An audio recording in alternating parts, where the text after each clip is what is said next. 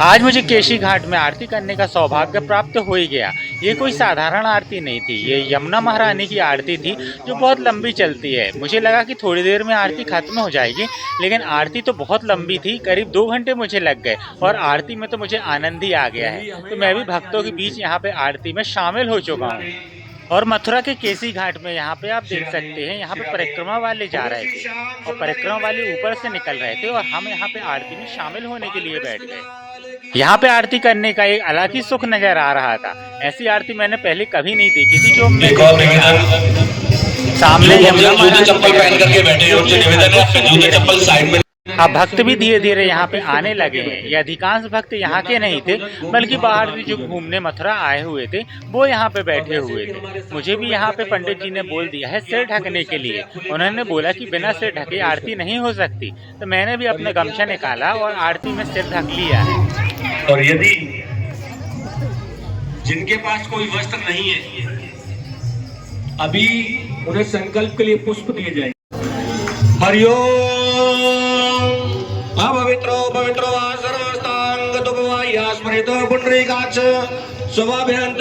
अब हमारा यहाँ पे शुद्धिकरण हो चुका था। उसके बाद यहाँ पे संकल्प लिया जा रहा है, जिसके लिए कान पकड़वाए गए थे। यमुना महारानी की आरती देखने के लिए मैं कई साल से उत्सुक था। आखिर मुझे ये केसी घाट में मिल ही गया, जब मुझे यमुना महारानी की आरती करने का सौभाग्य प्राप्त हो रहा है। यहाँ पे अब पंडित जी सभी लोगों को पुष्प देंगे और उसके बाद यहाँ पे कथा होगी और कथा के साथ साथ यहाँ पे यमुना अष्टक का पाठ होगा, जो कि भाई देखने लायक रहेगा। अपने अपने समय में और आज भी वही पढ़ाया जाता है। और इंग्लिश इतनी अच्छी भाषा है कि उसने हमें इतना ज्ञानवान बना दिया है कि हम हिंदी के शब्दों को भूल जाते हैं। जैसे जब हम स्कूल में जाते हैं पढ़ने के लिए, तो हमें जब पढ़ाया जाता है तो इंग्लिश के बारे में, तो इंग्लिश का पहला अक्षर क्या पढ़ाया जाता है? ए। और लास्ट का जेड। तो इंग्लिश इतनी अच्छी भाषा है। अब मैं पंडित जी की ज्ञान की बातें बहुत अच्छे से सुन रहा था और मुझे बहुत अच्छा लग रहा था। यहाँ पे देखते ही देखते भीड़ बढ़ चुकी है और पुष्प लेने की होड़ अभी भी लगी हुई थी। सभी लोग यहाँ पे पुष्प ले रहे हैं, क्योंकि अब बहुत बड़ा आयोजन यहाँ पे होने वाला था। अब पंडित जी ने यहाँ पे हम लोगों की आंखें बंद करवाई और ध्यान लगाने के लिए कहा। पंडित जी यहाँ पे मंत्र पढ़ रहे थे, जो कि बहुत ज्यादा सुकून दे रहे थे। यहाँ सामने यमुना महारानी जी बह रही थी, जिससे ठंडी ठंडी हवा हम लोगों तक पहुँच रही थी, जिसका आनंद ही कुछ और था। भगवान नारायण, भगवान शिव और भगवान ब्रह्मा जी समझ की चाहत में सदैव विराजमान रहते हैं। और प्रमाणिक है महाराज, ऐसा नहीं है कि अप्रमाणिक हो। आज भी हमारे यहाँ ब्रज में एक स्थान है चौमुआ। कोसी की तरफ से आते हैं तो वहाँ एक स्थान पड़ता है चौमुआ। तो उधर आज भी वो चौमुहा जो ऐसी होती है। हमने सुना भैया भक्त जब पुकारते हैं तो भगवान दौड़े चले आते हैं।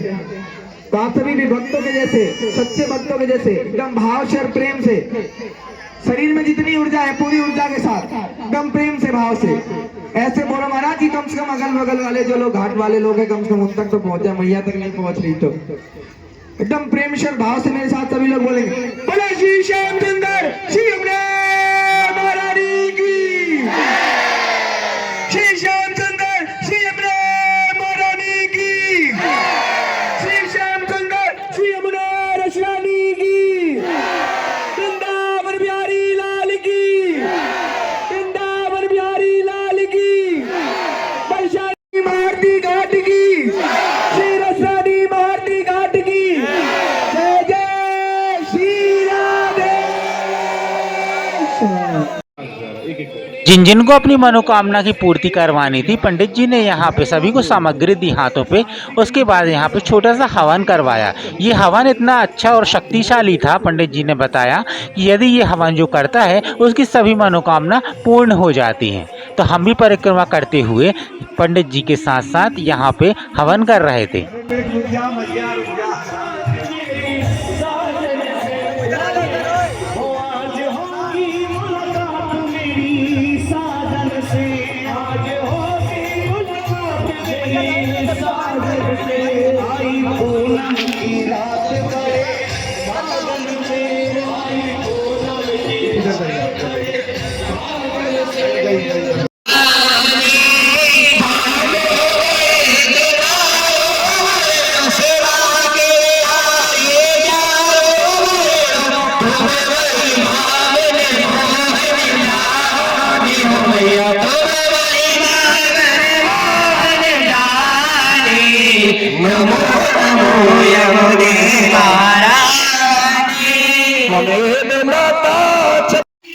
हमने यमुना महारानी की आरती बहुत ही दिल लगा के की और आनंद ही आ गया। उसके बाद लेकिन घर जाने में इतनी परेशानी हो गई जिसका हिसाब ही ना था। ब्रज की कुंज गलियाँ इतना आनंद देती हैं, लेकिन उसके साथ साथ रात को यदि यहाँ भीड़ हो जाती है तो निकलना मुश्किल हो जाता है। अब हमारे राइडर ने भी पूरी अपनी ताकत लगा दी इस कुंज गलियों से मेरे को बाहर निकालने में, लेकिन अभी तो फिर भी ठीक है, कम भीड़ दिखाई दे रही है। लेकिन आगे आपको इतनी भीड़ और जुलूस दिखाई देगा कि मैं भी कंफ्यूज हो गया था कि अब मैं घर पहुंच पाऊंगा कि या नहीं पहुंच पाऊंगा। तो आरती करने के बाद हमें भैया मिल चुके हैं और हम लोग जा रहे हैं वापस से। और बहुत ज़्यादा गाइस यहाँ पे भीड़ भाड़ है, क्योंकि चल रही है यहाँ पे यात्रा, और यात्रा चलने के कारण बहुत ज़्यादा भीड़ होती है। और हम लोग पहुँचने वाले हैं अटल्ला चौकी पे वापस से, और वहाँ से फिर ऑटो मिलेगा, क्योंकि बहुत ज़्यादा भीड़ है परिक्रमा के कारण। तो भैया ने यहाँ शॉर्टकट रास्ता से निकाल रहे हैं ताकि ज़्यादा भीड़ भाड़ ना पड़े।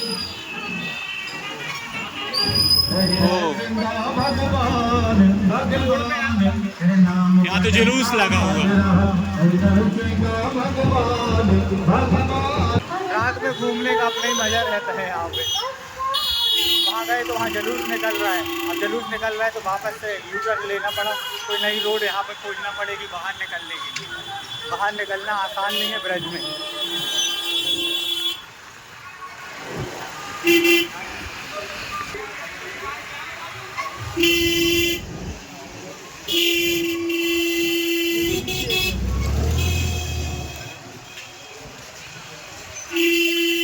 ये ऐसे रिक्शे चलते थोड़े अजीब टाइप के लगते, अपने यहाँ नहीं रहते हैं, छोटे छोटे टाइप के। बहुत लंबा रास्ता पड़ गया, बहुत लंबा रास्ता। यहाँ से कोई निकल सकता है जिसको यहाँ के बारे में जानकारी हो, नया व्यक्ति निकल ही नहीं सकता यहाँ से बाहर, फंसा रह जाएगा।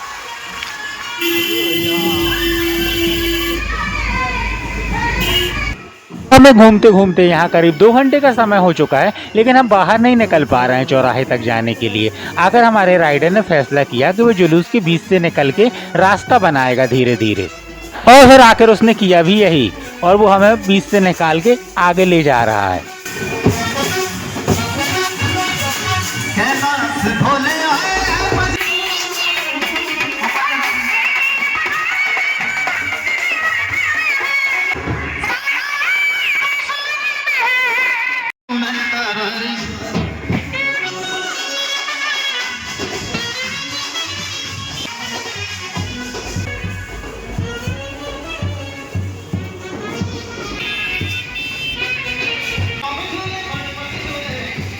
कहने को मात्र 5 किलोमीटर का रास्ता था, लेकिन यहाँ से निकलते निकलते हमें 3 घंटे हो चुके हैं, और मुझे इतनी तेज भूख लगाई तो मैं यहाँ आ गया हूँ खाना खाने के लिए।